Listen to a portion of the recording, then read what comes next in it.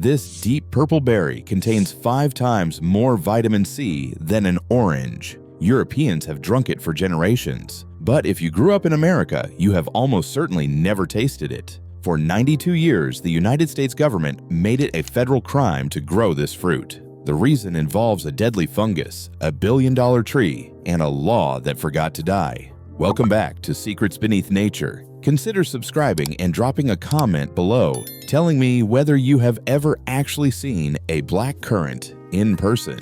I have a feeling most of you have not. Now let me tell you why.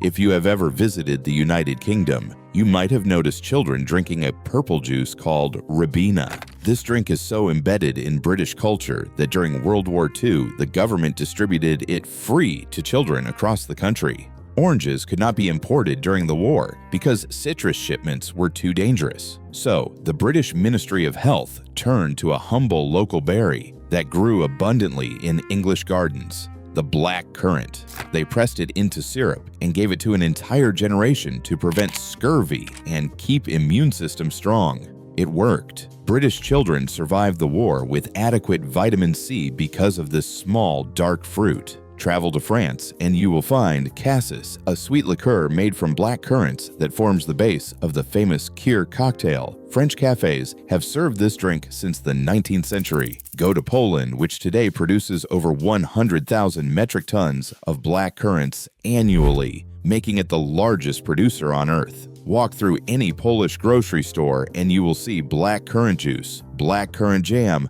black currant candy, black currant everything. In New Zealand, the berry has become an agricultural export success. In Russia, it grows wild in backyards and forests. Now fly to America. Walk into any supermarket in any city, in any state. Look for black currants. You will not find them. Ask the produce manager. They will probably not know what you are talking about. Check the jam aisle, the juice section, the frozen fruit. Nothing. 330 million Americans live in a country where this berry simply does not exist in the public consciousness. Most Americans have never heard of it. Those who have often confuse it with dried currants, which are small raisins made from a completely different plant. The erasure is so complete that the fruit has vanished from American memory. This is not because black currants cannot grow here. They thrive in cold climates. The northern United States offers perfect conditions. Vermont, Maine, Minnesota, Wisconsin, Oregon, and Washington all have ideal soil and temperature ranges for black currant cultivation. Wild relatives grow natively across North America. The climate welcomes them. The land wants them. So why do Americans not have them?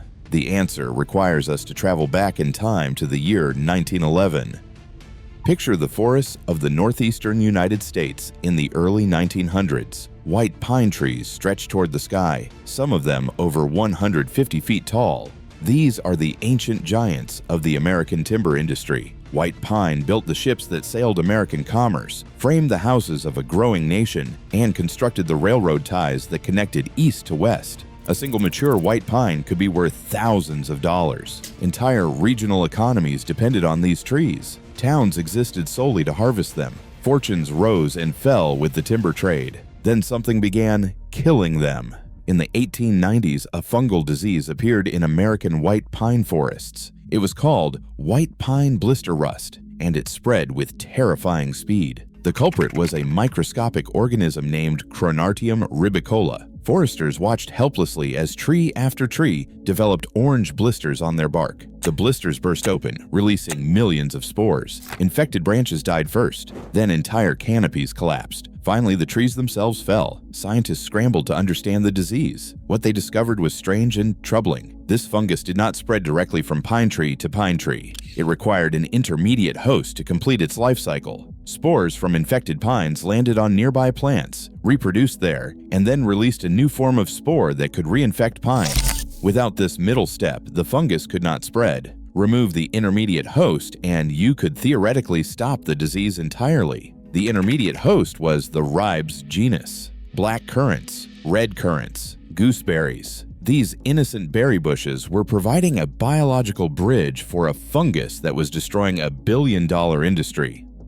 The response was swift and severe. In 1911, the federal government banned the cultivation, sale, and transport of all ribes species across the United States. This was not a suggestion. This was federal law under the Plant Quarantine Act. Growing a black currant bush in your garden was now illegal. Violations could result in fines and the destruction of your plants. But the government did not stop at prohibition. They launched one of the most aggressive plant eradication campaigns in American history. During the 1930s, the Civilian Conservation Corps sent thousands of young men into forests across the country with a single mission: find ribes plants and destroy them. They pulled bushes from the ground by the roots. They poisoned patches of wild currants and gooseberries. They worked through remote mountain valleys and suburban backyards alike. Government estimates suggest that over 100 million ribes plants were destroyed during these campaigns. Within a single generation, black currants disappeared from American farms, American gardens, and American memory. Children who grew up in the 1940s and the 1950s never saw them. Their children never heard of them. By the time their grandchildren were born, the black currant had become a ghost. Now here is where the story takes its frustrating turn. Science did not stand still. By the mid-20th century, plant breeders in Europe and Canada had developed rust-resistant black currant varieties. Cultivars with names like Titania, Consort, and Crusader showed strong immunity to white pine blister rust. These plants could grow safely near pine forests without serving as disease vectors. The scientific problem had been solved. Forest management also evolved. Researchers discovered that the rust fungus required very specific conditions to spread: high humidity, cool temperatures, and close proximity between hosts. Modern forestry practices, including better spacing and targeted interventions, could manage rust outbreaks without eliminating every currant bush on the continent. The scorched earth approach of the early 20th century was no longer necessary. Climate patterns shifted as well. Warming temperatures in many regions made conditions less favorable for rust establishment. The existential threat to American white pines, while still present, was no longer the crisis it had been in 1911. And yet, the law remained.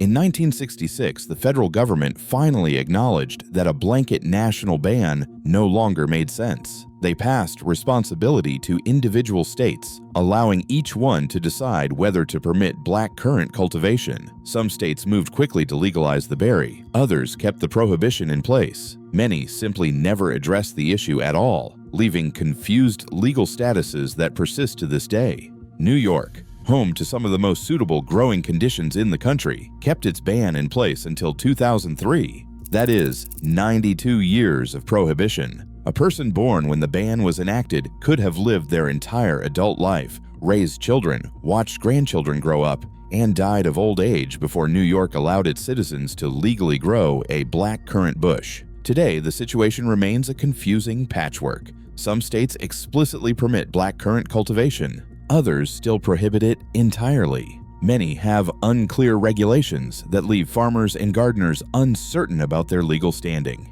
In certain jurisdictions, you can grow rust-resistant varieties, but not traditional ones. In others, the old laws sit forgotten on the books, technically enforceable, but rarely enforced. The consequences of this century-long prohibition extend far beyond legal confusion. America missed an agricultural opportunity. The global black currant market generates hundreds of millions of dollars annually, with European producers dominating the industry. American farmers could have been competing in this market for decades. Instead, they were legally prevented from entering it. American consumers missed a health opportunity. While the superfood marketing craze embraced acai berries imported from Brazil and goji berries shipped from China, a berry with superior nutritional credentials sat unavailable in our own backyards. Black currant contains not only exceptional vitamin C, but also extraordinary levels of anthocyanins, the compounds that give the berry its dark color and provide anti-inflammatory benefits. The seed oil contains gamma-linolenic acid, an omega-6 fatty acid rarely found in plants and studied for its effects on skin health and inflammation. Research published in the Journal of Agricultural and Food Chemistry shows anthocyanin concentrations between 250 and 400 milligrams per 100 grams, among the highest of any fruit. Contemporary studies explore potential benefits for eye health, cognitive function, and athletic recovery. Americans missed all of this because of a law that forgot to die. But the story does not end in frustration. It ends in resurrection. A man named Greg Quinn stood at the center of the black currant revival in America. In the late 1990s and the early 2000s, Quinn began advocating for legalization in New York State. He founded an organization promoting currant cultivation. He connected with farmers interested in growing this forgotten crop. He pushed legislators to reconsider the outdated ban. His efforts, combined with those of agricultural researchers at Cornell University, finally convinced New York to lift its prohibition in 2003. Since then, small farms across the Northeast have begun planting black currant bushes. Craft beverage producers have incorporated the berries into wines, liqueurs, and specialty drinks.